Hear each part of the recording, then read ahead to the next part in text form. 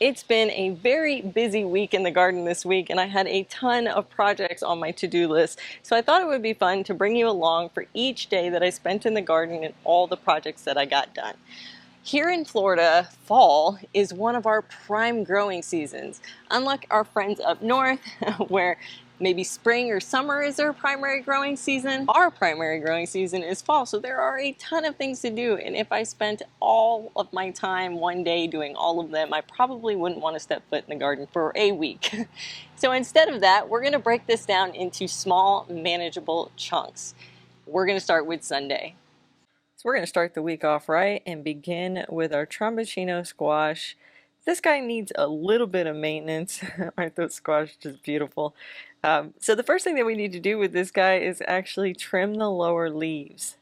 Now with a bush variety squash, you don't necessarily need to worry about trimming lower leaves because it's a bush, but with a vining one, it's really important to trim those leaves just like you would trim the bottom of the tomato leaves. It's to help reduce the fungal issue and allow better airflow throughout the plant. You can do this with the bush varieties, but mainly it's for thinning the plant. It's a new day in the garden, which means it's a new project. I have been waiting for these, anxiously waiting for these, which are onion starts. I had started onions in this bed from seed, and you can see a few of them here. They're doing okay. Not nearly as many as I was hoping for, so I had the opportunity to get some onion starts from one of my favorite places, which is Dixondale Farms. They are great for getting onion starts, and this is how onion starts come. They kind of look pretty awful to begin with, but man, onion starts or just onion plants are super forgiving. I mean, like really forgiving. So the first thing I'm going to do is I need to cut off this green, what do you call that, rubber band off here. Get that out of there. There are 3 different kinds of onions that they sent in this pack. It's called their short day sampler set. Let me give you the names of them all. Okay, it's the Texas Sweet, the Super Sweet 1015, and then the Red Creole, I believe. They had them shortened up, so I'm not sure if I got that 100% right, but that's okay, because I know that these are the short day sampler set. That's what I ordered. And so what we have to do now is we need to separate these. We need to open them up and separate them into, I guess, like the most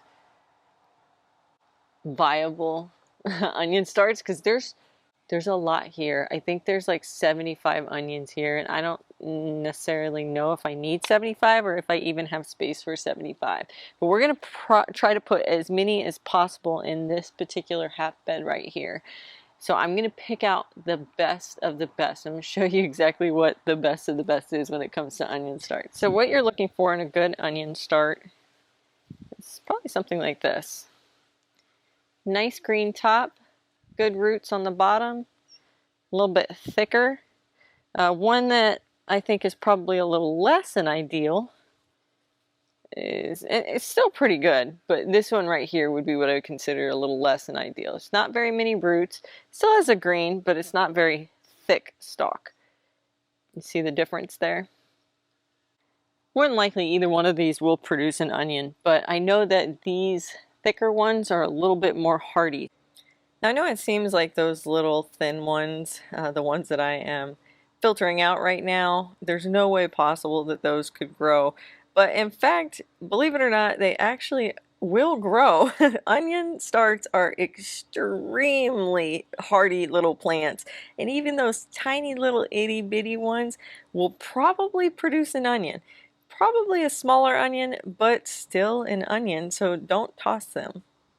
Now I'm going to throw these away because I can tell that these are not viable. They've either rotted or lost their roots or lost their tops or whatever. So those are definitely not an option. Now these guys still are an option, but we're going to put them off to the side here and see how many of these that I use, and then I'll backfill with some of the thicker ones. Like this is a really, really good size one right here.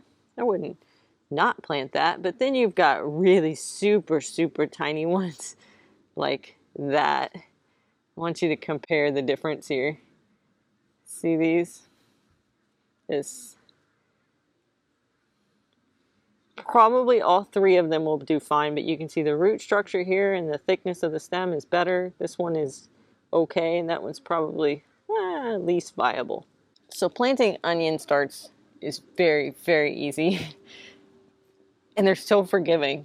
So basically all you do, I come in a little bit because it does get a little bit warm on the edge of your beds, and so they don't necessarily do the best there, but I come in a little bit and I just poke my finger down in a hole about 2 or 3 inches apart, stick that guy in there, press the soil back together.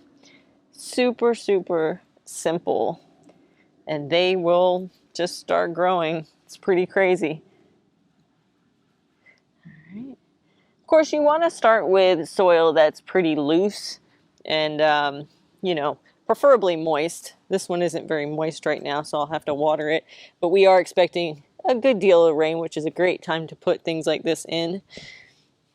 Or start seeds in the beds, because that rain will come through and it'll really take hold.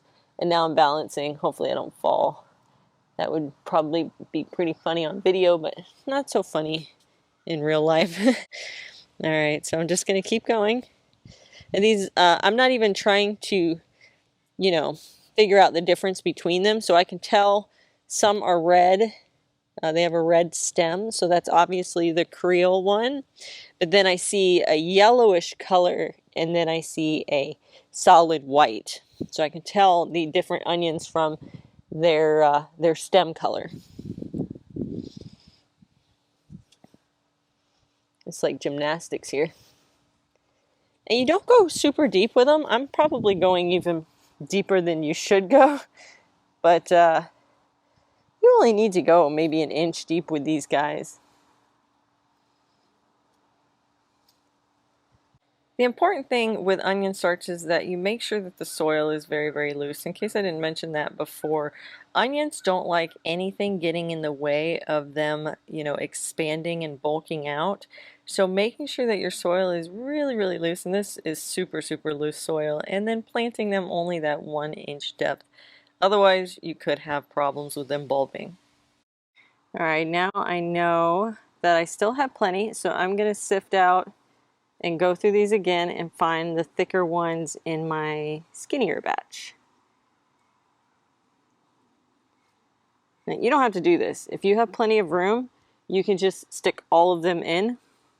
I have limited space, so I am being selective and being picky about which ones are going to go where. They look really nice, though. I will say that. This year they did a good job. They do a good job most years, but sometimes you end up with, I guess it'd be like a mold, or, yeah, I think it's like a mold. Sometimes they come with, they're kind of slimy, and you want to call them and let them know. Usually they'll tell you to go ahead and plant them and see if they survive, and if they do, cool, but if they don't, usually they'll refund you. I'm not 100% sure about their refund policy, but definitely check with them. But I have planted them in very poor condition, and they still always do fine. Like I said, these guys are probably the most forgiving plant you will ever grow. All right, so now I got them separated. Let's get the rest of these in.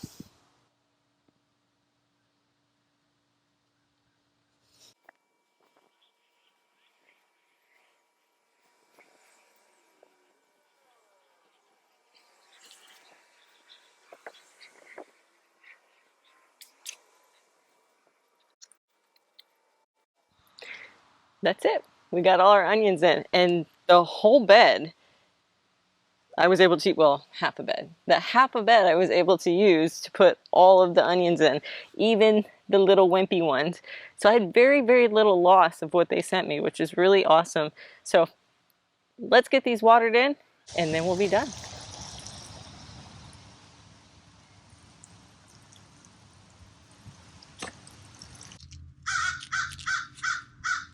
Tuesday is transplant day. I got these guys at a big box store. You guys know it, the one with the orange logo. The reason why I had to go with transplants is because I had several plants that I direct seeded and then even some that I transplanted that just did not do well. When I put them in the beds before I left on vacation, I thought that they were going to be fine. Unfortunately, I think it was just too hot and it just wasn't enough rain. We've had a very bad drought season this summer, which is unlike Florida. And so they didn't make it. And I did start some seeds, so I have some seeds for these same things going, but I wanted to give myself a little bit of a jump start so I didn't have to wait so long. Some of these plants take a long time. Now I'm going to give you a little hint of something that I do when I buy starts from big box stores to try to get the best yield possible. The first thing was those kales that I was putting at the end. That was a new variety. I think it's called Prism. I weirdly enough, I tasted them inside the store because I don't like the kale that is spicy or bitter. I like the kale that is like sweet and crunchy. So I actually broke off a leaf in the store and tried it and knew that I liked them.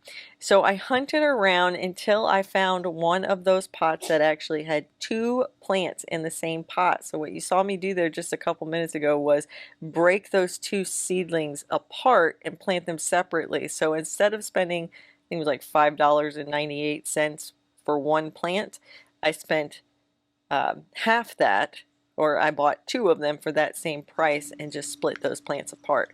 Now the other thing I like to do is buy them in these 6-packs because the 6-packs are equal to the same cost of that one kale plant. And these that I'm putting in right here are a couple different kinds of cabbage. I got Wakefield and I got some burpee variety that they had growing. I'm not very familiar with it. I am familiar with the Wakefield and I love that variety. It has like a cone shape. It's really, really nice, good, flavorful.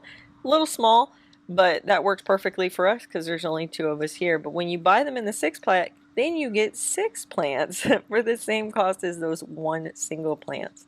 Now this one is actually celery. All of my celery died, and I started them all in my indoor aero garden, and I also started some from seeds that both got transplanted, and I put down seeds because celery is notoriously hard to grow here. And I knew that the window for growing it was very, very short. You have to get them in because they have such a long growing season. So I just went with the starts. I don't think I started any more seeds for these guys. And then I just dropped them in my bed and that was it. That's all I had to do to get these celery. And I think honestly I may end up doing this going forward if these go well because man, those little seedlings are tough.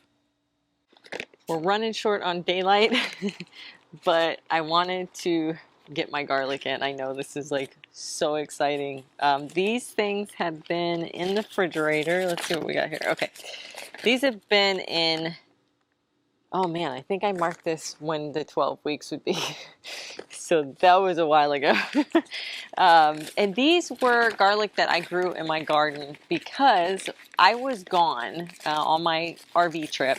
And unfortunately, I knew that that meant that I would not be able to order garlic because by the time it arrived, I wouldn't be home to set it in the fridge. Now, after thinking about that, I probably could have sent it to my mom since she could have done that for me. So instead, what I did was I tried to keep the largest bulbs of the ones that I grew personally, and I can feel that they are still nice and hard. So that is a really good sign. This is probably the smallest one, and ooh, it's got some squishy to it. So I'm not like holding out a ton of hope for a really good garlic season, but I did get these. And I'm really excited about these. These are elephant garlic. I have no idea if they will actually bulb up here, but I'm going to give it a shot. I'm trying to figure out if this is one clove or if this is, I think this is one clove. Yeah, that looks like one clove. They don't break apart. Oh, wow, they sold them by the clove. That's crazy. That's going to be a big garlic. Huh. Is that right? Yeah. Dude, that is one clove. That's pretty insane. All right. I would have bought more. I thought these were bulbs. They're not. that is definitely one clove. I stuck them, sorry guys, I'm a little confused. I stuck them in the refrigerator because elephant garlic technically isn't garlic, but it is part of the, I can't say it, allium family, like leeks and onions and stuff like that. And traditionally leeks and onions and stuff don't need vernalization, which means sticking them in the fridge to get them cold to make them think they went through winter. But I wasn't 100% sure, and the stuff I saw online didn't seem 100% sure to me either. So I just stuck them in the fridge. They have probably only been in the fridge maybe 4 weeks. So, but that's okay, because even if they don't bulb, my primary use for these is to make garlic powder. So if they don't bulb, no big deal. I will just cut them up, grind them in a food processor, and then lay them out in a dehydrator. If you have a freeze dryer, you could do it that way. And that's how I'll create my garlic powder. So it's not a huge deal to me if they don't create bulbs. But these guys, I'm really, really, really holding out hope that they might create some for me. So the first thing we're going to do is we're going to split these up, because these are definitely cloves. And then we're going to put them, yeah, like right over here, because my potatoes didn't come in over there. And so I thought that would be a great place to stick them. It's a little inconvenient because they are at the far end. So you guys are going to see me do some gymnastics trying to get these guys into their spots. So I'm peeling off some of the outer leaves, well, outer papery substance of the garlic here and the cloves, but you don't want to take off all of the paper. You don't want to like peel them as if you're going to use them in cooking. What you want to do is just peel them enough so that they separate the cloves, leaving that paper skin around each one of the cloves.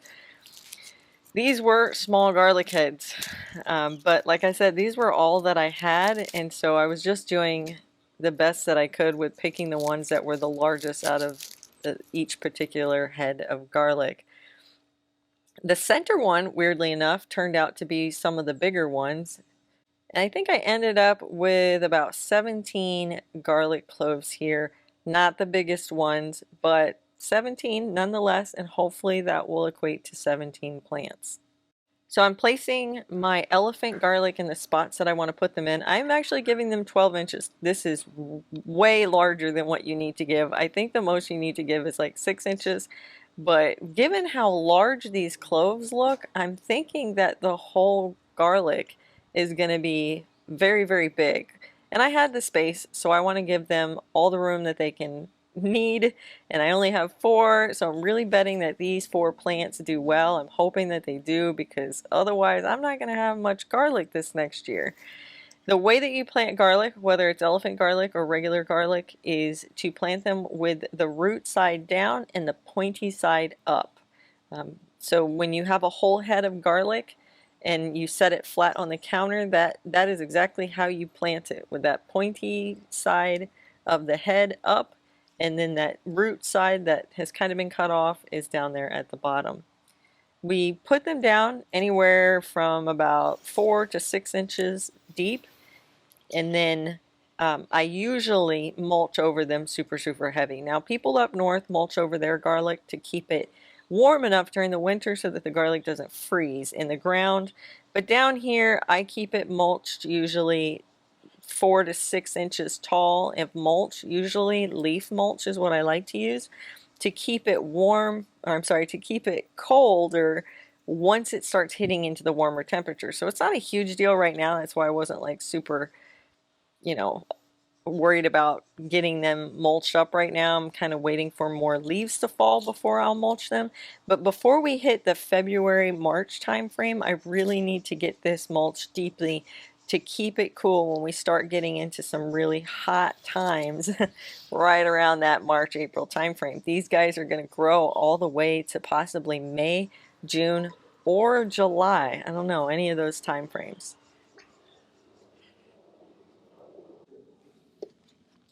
Now the last thing I'm going to do with these is, because I had topped this off with a compost that I didn't make, but a compost, I'm going to actually lay down some high nitrogen fertilizer, which is going to be a bone meal, plus I'm going to add some plant tone over the top and then rake it in really well. I'm putting down plant tone because that's what I have right now. A lot of the times I have garden tone or tomato tone. Really any of those work. I kind of like the garden tone and the plant tone just because of the nitrogen, phosphorus, potassium ratios. Then I'm also doing blood meal here. I think I said bone meal earlier, but I meant blood meal. This has a really high nitrogen count. I think it's a 1200, so 12 nitrogen. I amended these beds when I first put them in, but I recently refilled the beds because they had sunk a lot. And so I needed to amend them again because garlic tends to have a short root structure. And so I don't think it's going to go that deep down to catch all those nutrients that I put in the beds before. Today what we're going to do is we're going to take our strawberries that I got from a local grower here in Spring Hill. He was selling these and I thought they were a great price for this size strawberry. Very mature, beautiful, brilliant strawberries. So I decided to get 30 plants so that way I could fill up my new green stalk. This is the brand new green stalks. It is the leaf, so it's a little bit smaller, but I did talk to the gardener, the lead gardener over at Greenstock, Susie, and she said that here down in this climate where we don't really have to worry about the strawberries freezing, you can probably get away with putting them in the smaller one, the leaf, versus the original, which I'm excited about. So we're gonna get these guys planted and then we're gonna stack the Greenstock in its new home.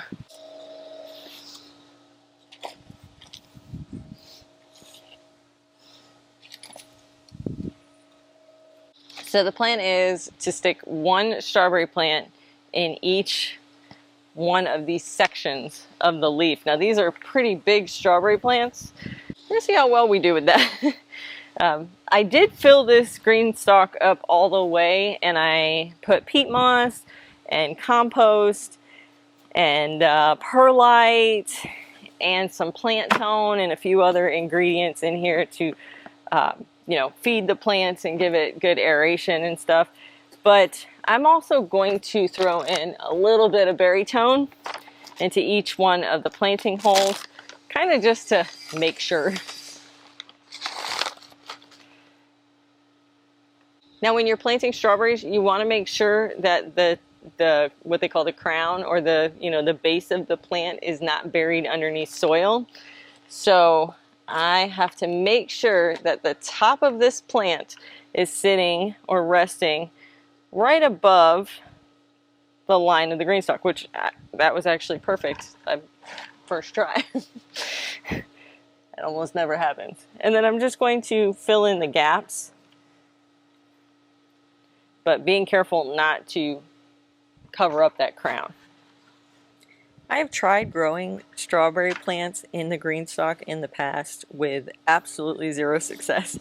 They usually go in and they do okay and then they start to die out, and I'm not 100% sure what was happening. So I did talk to Greenstock's lead gardener and she gave me some tips and some helpful hints.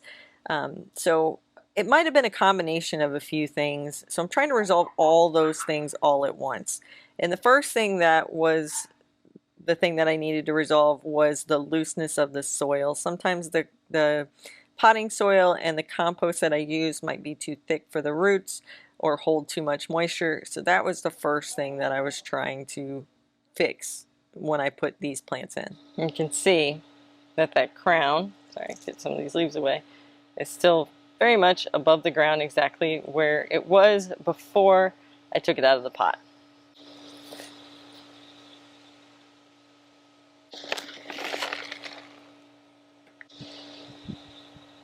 And I'm angling it to where the strawberry is as far to the edge as possible. And then the only place I'm adding soil is like on the sides to get rid of that gap. And then probably a little bit behind. But you see, I'm not adding soil right at that base. So I don't want to bury this plant. I want it to sit high. Besides the right soil and planting them at the correct depth, I am also focused on making sure that they have a good amount of nutrients. They are a heavy feeder, and that's why I have plant tone and perlite and berry tone, and I think I even put a little bit of bone and blood meal in this as well.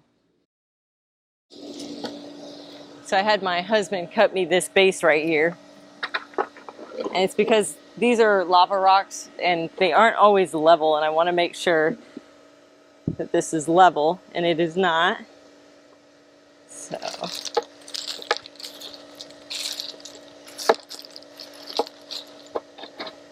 now it's not really my plan to move this once I put it in place, other than spin it, which the base will do. Love these new bases. Oh my gosh, do I love these new bases. Okay, so I'm honestly contemplating whether I should take these wheels off or not.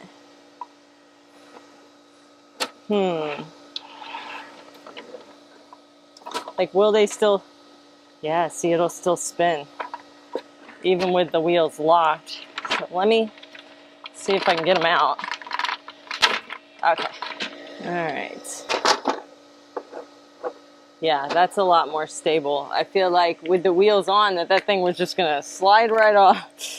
So we're gonna go without wheels for this one. And so the first thing we're gonna do, check our level again, make sure I didn't change anything through that process. Yeah. Oop, a little bit. And I'm hoping that the weight of these tiers will give it more stabilization as well. Okay, so let's put our first tier on. I decided this time around when I was growing strawberries that I was actually going to move where I normally place the tiers. You guys have probably seen my tiers over by my shed. During the winter, those tiers get a lot less sunlight than what they do during the summer because of the way that the sun moves across the sky. So I decided to put the here where I actually had a peach tree. I moved the peach tree that's in a pot over to another area. It's going dormant, so it's not like it needs a super amount of sun, but the strawberries do. They like the full sun, especially during our winter fall period. They want a lot of sun. So I moved it over here where this gets full 360 sun pretty much all day long. I'm being careful when I'm putting the tiers on here because the plants are kind of getting in the way when I'm trying to, set the tiers in place. And you got to be really careful when you're doing a green stalk that you make sure that the tiers are snapping into place. And the best way to do that is once you've placed them on there is to look at each individual pocket underneath and make sure that that little, it's like a little clips into the piece, the tier that's sitting below it. Also be careful because I had this issue where I was like laying the tier on top of some of the plants, so you have to be careful because otherwise you're going to kill the plants. Sometimes it's best to plant them once the tiers are all in place, but I didn't do that. Okay, we got it all put together. I think it looks amazing. I love the way this thing turns, but I will say it's wobbly. It's wobbly. I don't blame green stalk on this one. Like on my other ones, I've talked to you guys before about how they are a bit on the wobbly side if I put that top tier on the original. But I'm not going to really blame them on this one because I have put it on rocks. So there's rocks and then the very thick plywood base and then the green stalk. So cross our fingers it never tips over, and let's get this guy watered. I'm going to start by watering the top tray.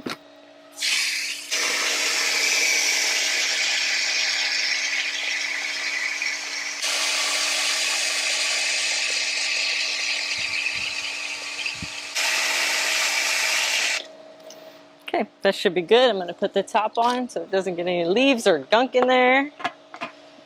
And then the next thing I'm going to do is actually water each one of the tiers. This was a brand new green stalk. The soil is very dry in there, so I am going to water each tier. But going forward, my goal is to water the top like they designed it and see how that does.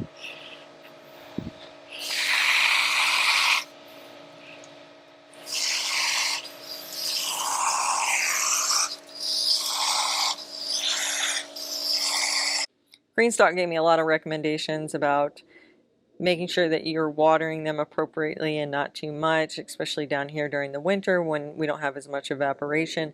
But it's a good common practice in the green stalk world to water each pocket upon the first planting, because it's a little hard for those roots to try to reach that center where the water is coming from during the watering system process. We know we watered enough because I saw water, oh there it is, coming out through the hose. Doesn't need to be a full huge gush of water, but just as long as some is coming out of that hose, you are good. All right, I'm happy with this. I got my chore for the day done. We're gonna let these guys settle down for a little bit, and I'll check them every couple of days just to make sure that they look happy and healthy, and check the watering.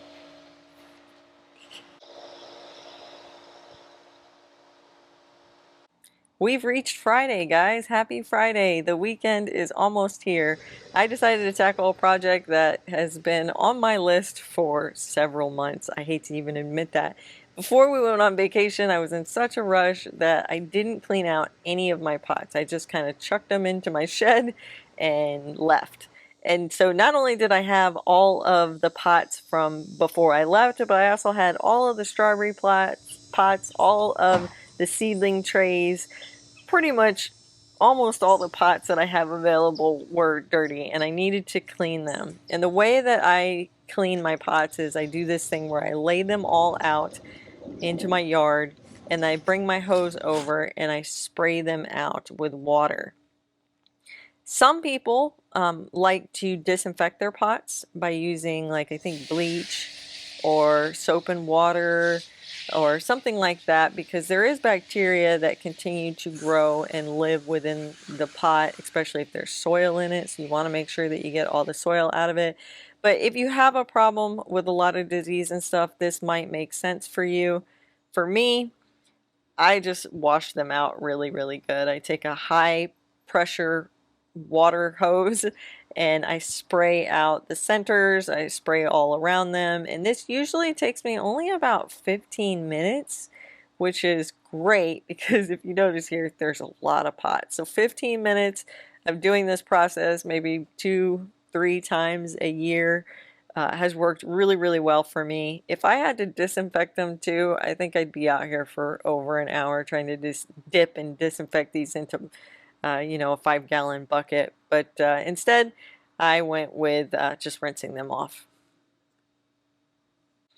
I did have some leftover dirt in some of these pots and trays, and what I like to do with that leftover seed starting mix, or, you know, even if it's a pot and it just has some leftover dirt from the plant that you had taken out of it, I put that right into my compost bins. So it ends up being like a brown material for the compost bin, and it's a great way to reuse soil that has kind of lost its nutrients because it's been all used up by whatever plant was in that pot. Chuck it into your compost bin, give that thing a turn a few times, 3 to 5 rotations, and it will revitalize that soil so that way there's no waste. You're not like tossing soil out. The next thing I do is once they're all cleaned and rinsed, I lay them out in my yard. I'm trying to organize them so that once they're dry, it'll be easier to put them away with like pots or the same size pots. And so I lay them out. I think it took an hour for them to dry. These are the blue mots that I bought. These are a self-watering spike. They were pretty dirty and they needed some cleaning too, so I rinsed them off as well. So they're all dry now. And so I'm going to stack up all the trays and get those organized so that my shed does not look like a mess. And once I'm done with the trays, I'm going to start working on these little tiny pots. These are some of my favorite pots for seed starting: tomatoes, peppers, cucumbers, squash. I love this size pot. That's why I keep so many of them.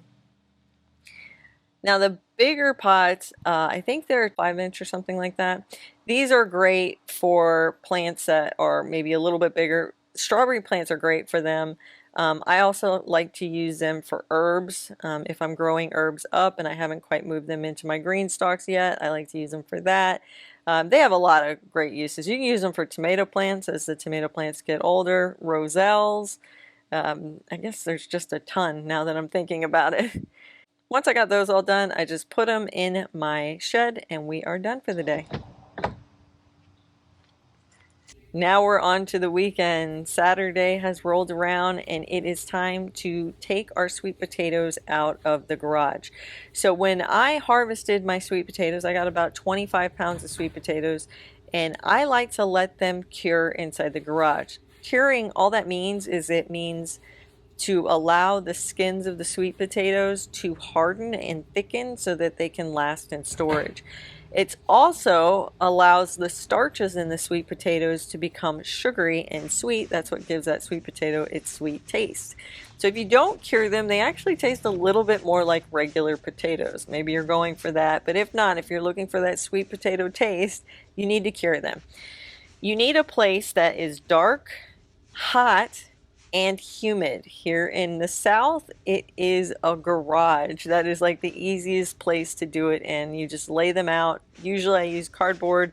I didn't have any cardboard this day, so I used a towel and I let them sit there uninterrupted. Don't bother them, don't touch them, don't mess with them for 2 solid weeks. And here we are at the 2-week mark, and now I'm brushing off the dirt. I'm still not cleaning off the dirt completely because the dirt does give it like a little bit more protection on the skin, and it will keep for a longer time in your pantry this way. I hope you guys had a fun time hanging out with me this week. I had an awesome time hanging out with you. We got a lot of things done, a lot of things checked off the list, and we only used about 15 to 30 minutes each day, which was awesome because look at how much we can get done in such a short amount of time.